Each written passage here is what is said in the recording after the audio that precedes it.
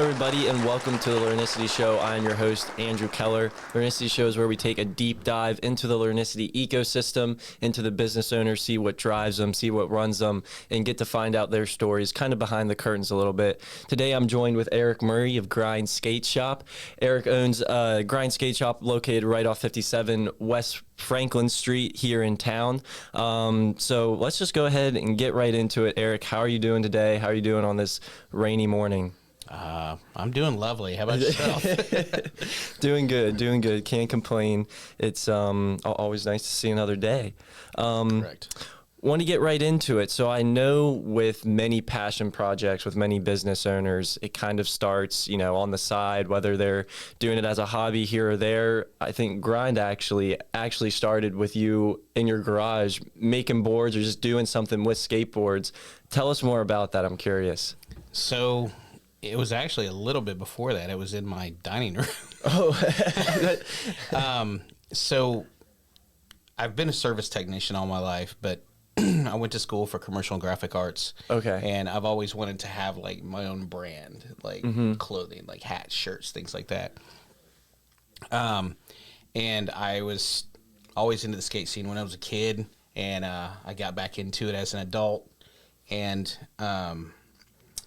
I kind of went around to a lot of the local shops and artists and everything, and nobody was really accepting an outsider. I'm new to the state and everything up here, so I decided that I was going to have to open my own shop. Okay.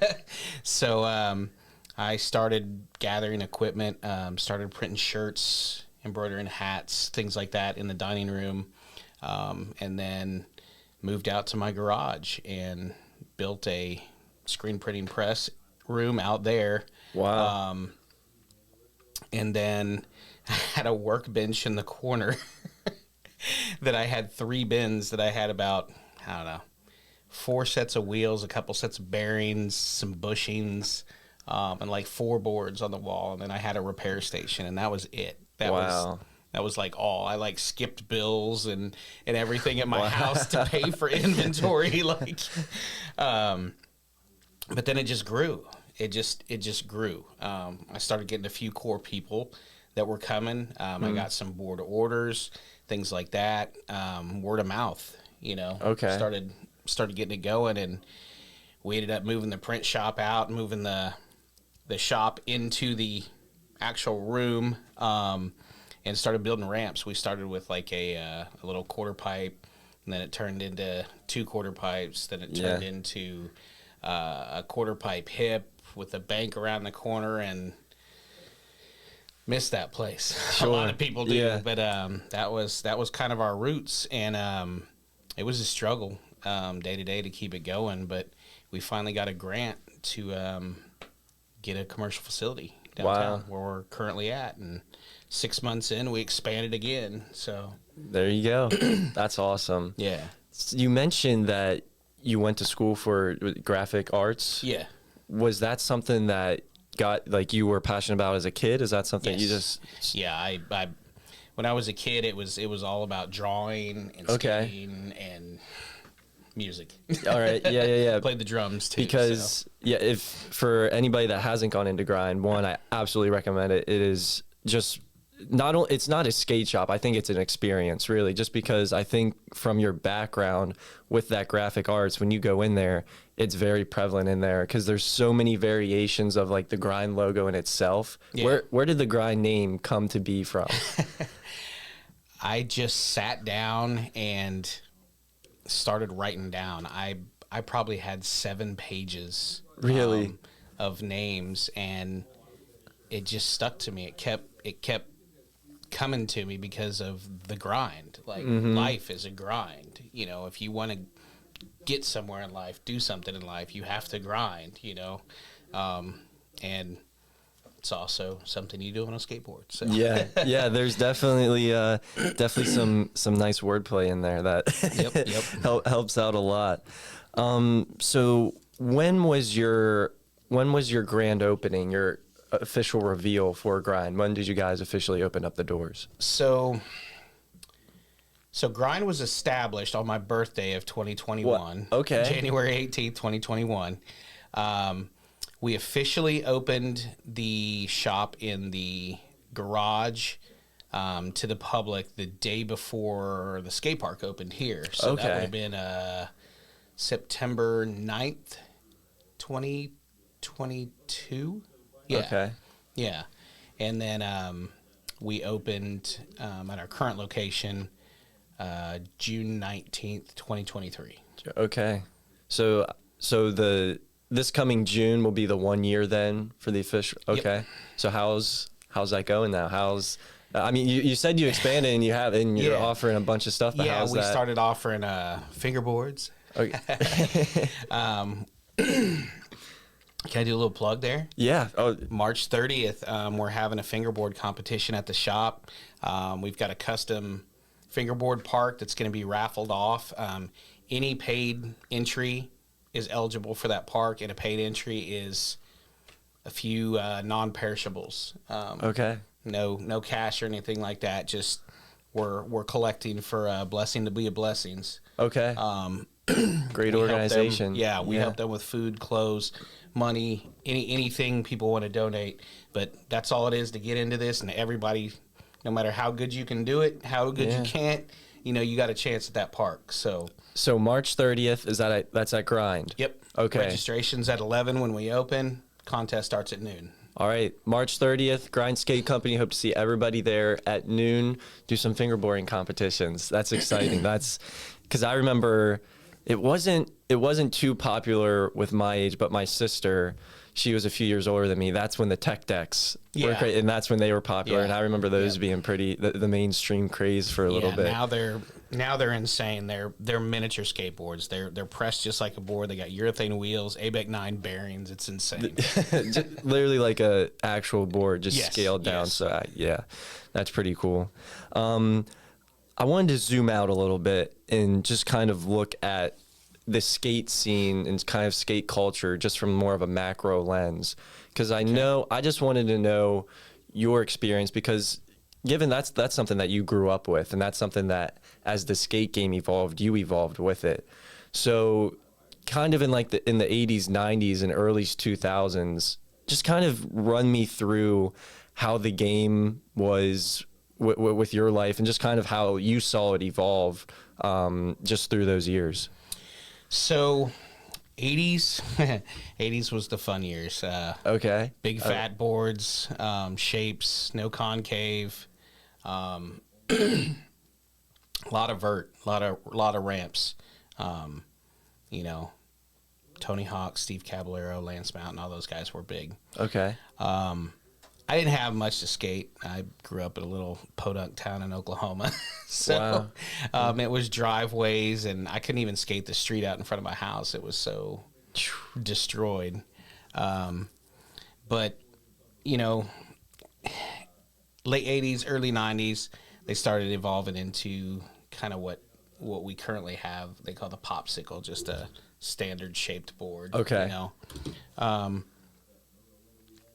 And I'd say late 90s, I was out of the game, as in doing it for myself for a while, because I spent 20 years in the oil field as a field service tech. I was traveling all the time. Just life happened. Yeah. So were you so everything was through the lens, watching others, and watching everything evolve.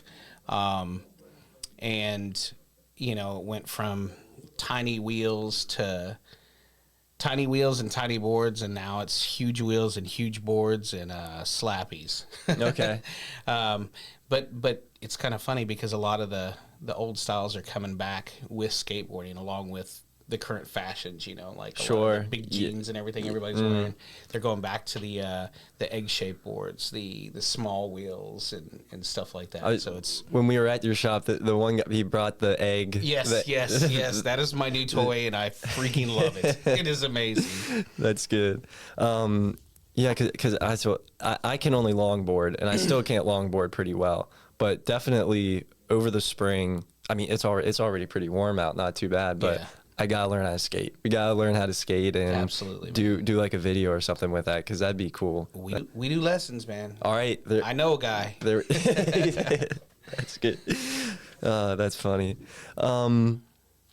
So then let's kind of zoom. So we just zoomed out. Let's zoom back in then to Hagerstown, and being from not being a skater, just having the skate park there at the fairgrounds is awesome. And there's where I'll drive through and not even expecting it to be busy, and there's just 40 people there, which is awesome.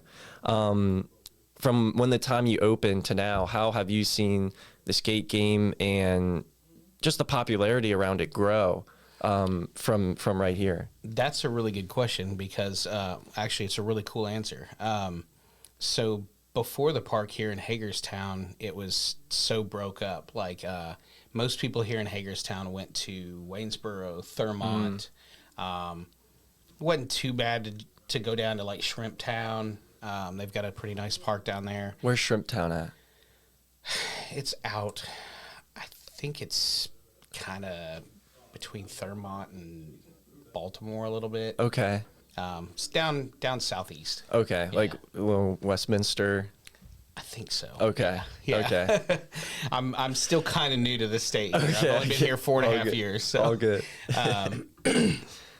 But and it went from you didn't hardly see anybody in the streets, and it seemed like the skate community was like really small, because you'd have days out at like Waynesboro where you'd get 20, 30 people out there, and at that park, that's like jammed, because it's a pretty small park, but it's a great park.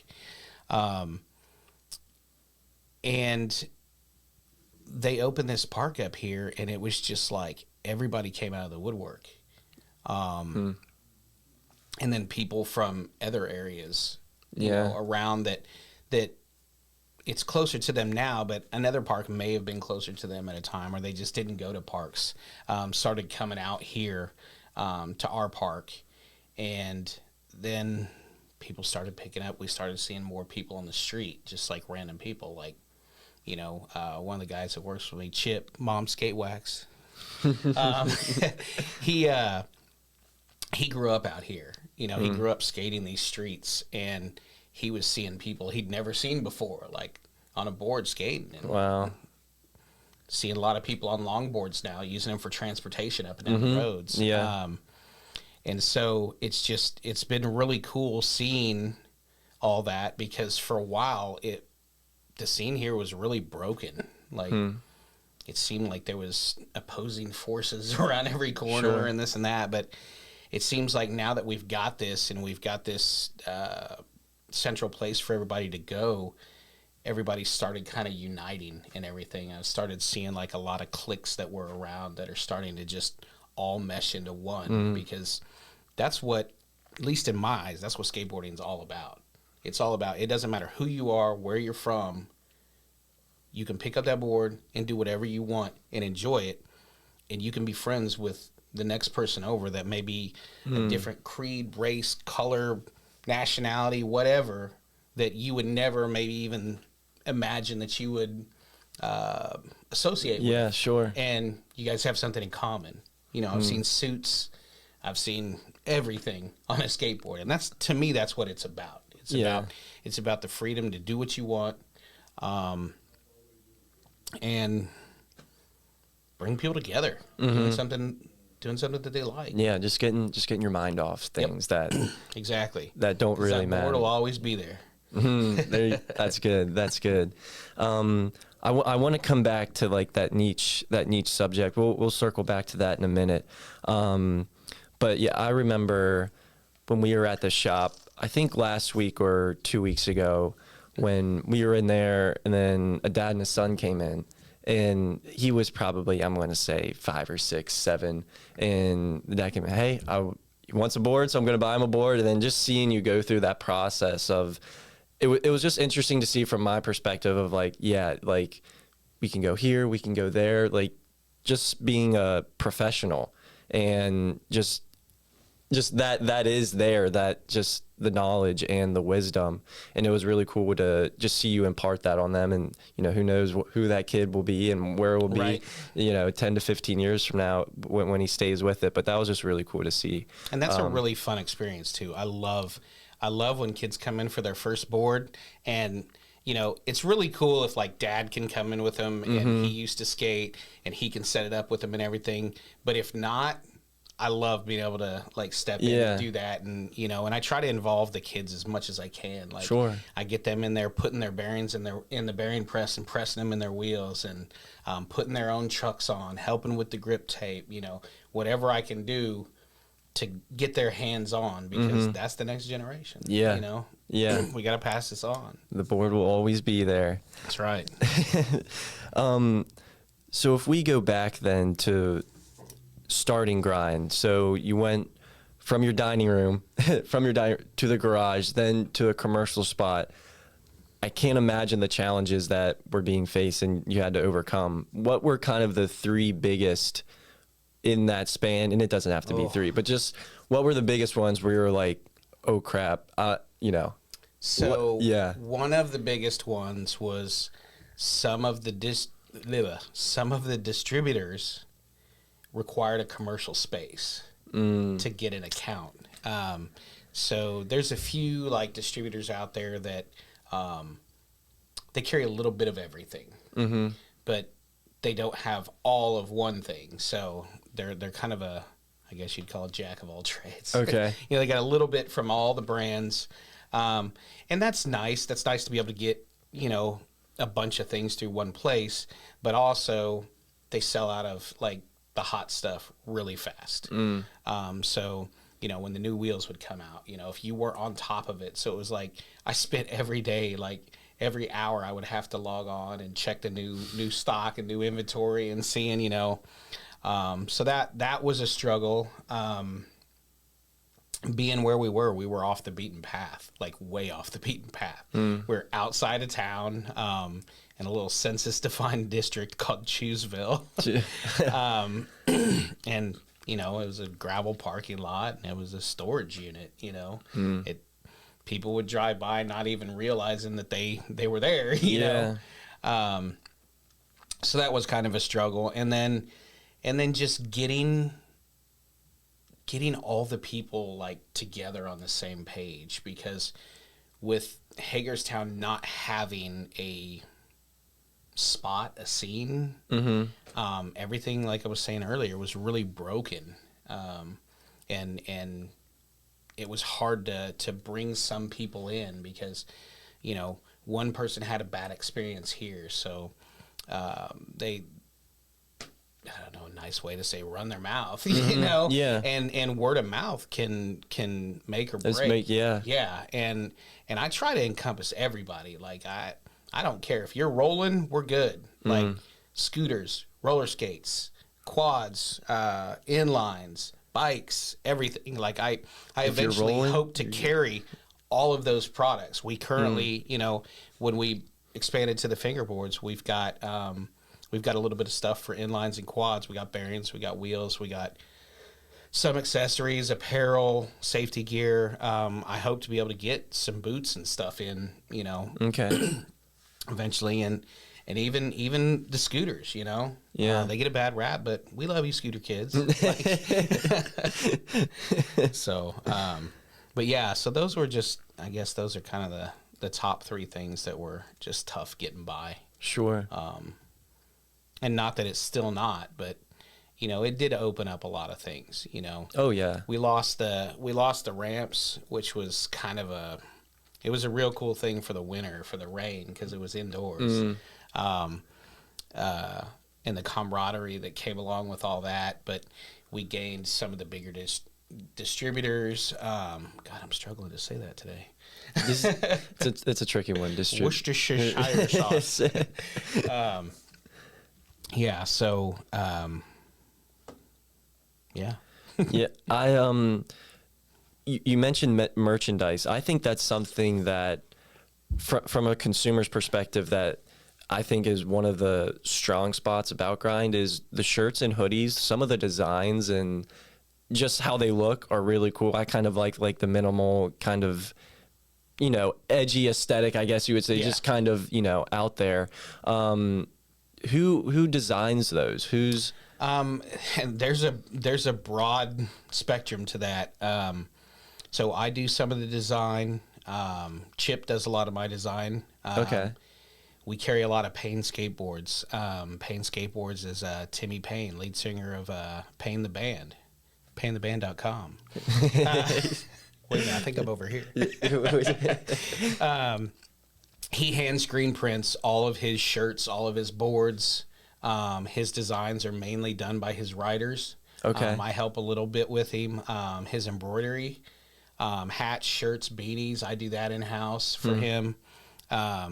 I know this cat in town, I did some shirts for him too, this Learnicity brand or something. Download Learnicity. Download the Learnicity app now. Throw up a QR code. Yeah. And we also like to reach out to like local artists and stuff. Like I'm always down. I got a guy up in Chambersburg right now. He's a tattoo artist. He's doing some art for a board series. It's gonna be really dope. Really dope. Like I'm so excited about this. More excited than any board I've put out so far. Wow. And there's gonna be 5 different ones. I've got a local kid that graduated from what's the art school here? Barbara Ingram. Barbara Ingram, yeah. Visual arts. He's doing some stuff. He designs these fingerboard parks, and he hand paints fingerboards. I wish I would have brought one in. It's just insane, the detail work he does. And that's, you know, his name's Bram. That's Scrapwood Fingerboards. He's right here in town too.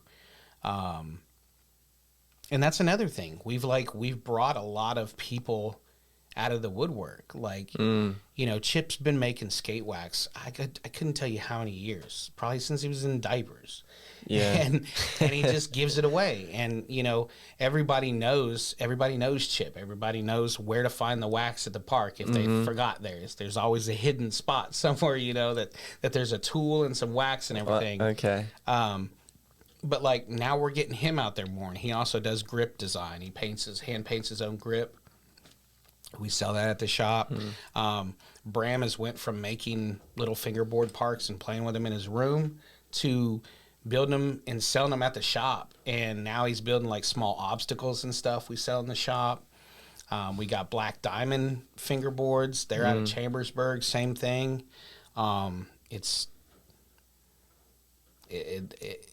The skate park and is starting to feel like us a little bit as being that place for this community, you know. And it's not just skateboarding. I mean, it's a whole, like, I don't even know what you'd call it, like urban, I guess. Sure. Which, you know, there's a lot of like hip hop artists, taggers, break dancers. We got Bam with his studio right around the corner. Where he teaches breakdancing and graffiti arts to like young kids and stuff, and teaches them how to do it properly, you know. Okay. And so it sounds like once you step your foot a little bit into the water and and you start to realize, okay, and then you just kind of keep on going with, like, I would just say maybe like expression in itself. It doesn't have to be skating, but there's just so much in that field. And there is, because I get a lot of people in the shop that come in there like, I don't even skate, but I love the culture, I love the clothing or whatever. Yeah. I get it, you know. Yeah, that's really cool. Yeah, that's something that I'm not gonna say that I'm starting to observe more. That's definitely happening here now, and I would just say it just comes with, you know, people like you opening up places like that, where now there's those third places where when you're not at home, you're not at work, there's those alternatives, whether it's a skate park, whether it's your actual shop where people can go. Yeah, and that's why we tried. I tried to make it like so comfortable in there. Like I wanted to make it somewhere like I would go in and hang out. Yeah, a lot of places nowadays, especially, they look like art galleries, which is really cool. They're gorgeous. Yeah, but you go in and you're just like, oh, I don't want to bump into anything, and there's no couch to sit on. You know, I mean, that's part of that. That's part of the experience, man. I mean, some people will come in and, you know, we got drinks and snacks. They'll come in and buy a drink and snack and sit down and watch skate videos for a little bit. Yeah. More power to you. That's all, yeah. You know, come in and let's chat, you know. It's whatever it is. It's, you know, and then the couch is comfortable. It is. Dangerously comfortable. It is. And you haven't even folded it out yet. It's also a bed. Okay, wow. You know, I mean, I can't always make my wife happy, so. Yeah. But and that's where I'm going to plug you a little bit here. That's what's been really cool about my experience with the Learnicity app is the other businesses that are on board. It's kind of like this networking tool for us too, because it opens up all these businesses that like I didn't know anything about and they probably didn't know about me. And now, you know, they're enticed to say, oh yeah, they hear somebody that wants skateboarding or something. Oh yeah, there's a shop right downtown, you know, and they probably wouldn't have known about it, but now they do because it's on that same app that they're on. And just supporting other small businesses. You know, that's the greatest thing about it. Yeah. So yes, there you go. Yeah, thank you. Yeah, that's something that I knew, like when I started, I knew that it would be like that would be there, but I didn't realize how big it would be of like, oh, like there actually is a network of all these small businesses curated together and just how powerful that really is. And now we're starting to, now the app's been out, we have a lot of traction. We're starting to see just how they can have it. I said earlier we wanted to come back to the niche, so let's wrap up with that. So if there's kids out there that they want to start their own niche business, whether it's cycles, whether it's ice cream, whether it's something that's niche, given that you are a very, very good success story of that from your journey and now to what Grind is now. Yeah, of course. What are tips, tricks, tools of the trade you have for those entrepreneurs that are getting ready to take that step? I would say first and foremost, follow your dreams. Like don't give up on it. Like I said, I've wanted to do this since I was a kid, and I wish I would have done this a long time ago. I struggle to pay my bills. I struggle on a daily basis financially. I'm more happy in life now than I've been in my 47 years of existence. Like, I'm doing what I love to do. And you're working for yourself. Exactly. Yeah. And I'm spending time with people that are like-minded. Like, everybody that comes into my shop is my friend. Yeah. You know, so I make new friends every day. What more can you ask for? And do your research. Lots of research. It's a good one.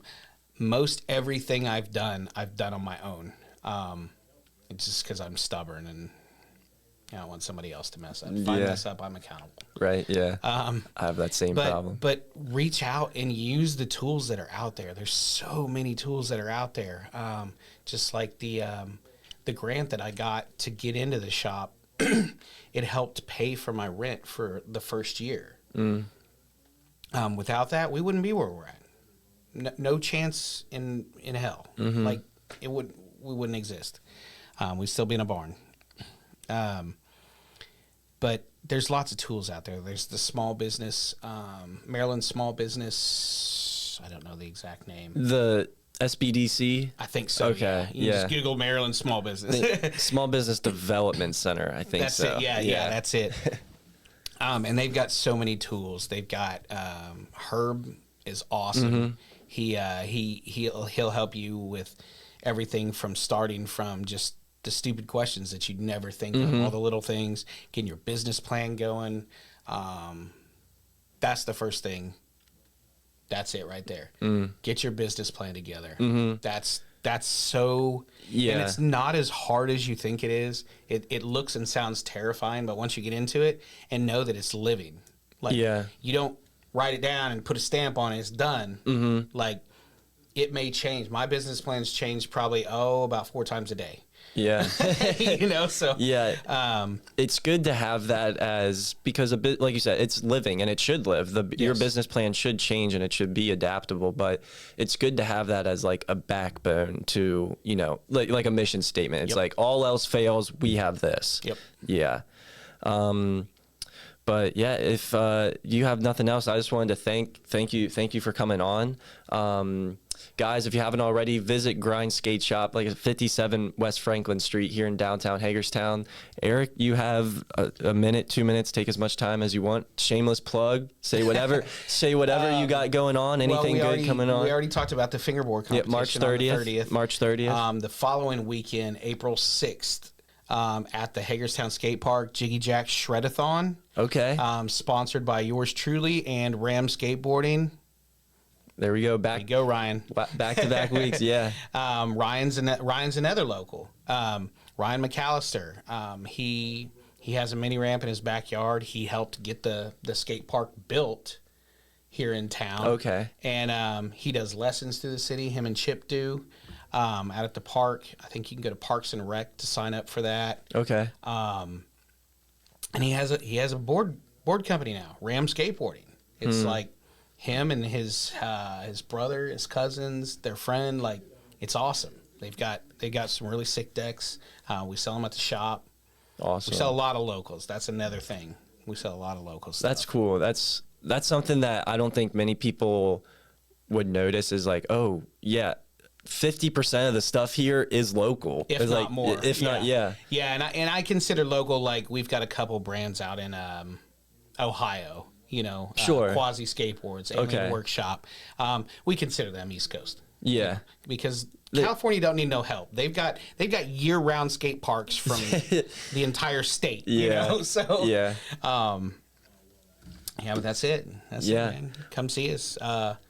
Tuesday through Friday, 11 to 7. Saturday and Sunday, 11 to 5. Boom, boom. Well, Eric, thank you so much for coming on. Thank you. Definitely have you on again. This was awesome. Great conversation. Go visit Grind Sk8 Co. Go download the Learnicity app. Thank you, everyone, for watching and tuning in. We'll have all the links and all of Eric's information in the show notes below. Thank you, guys.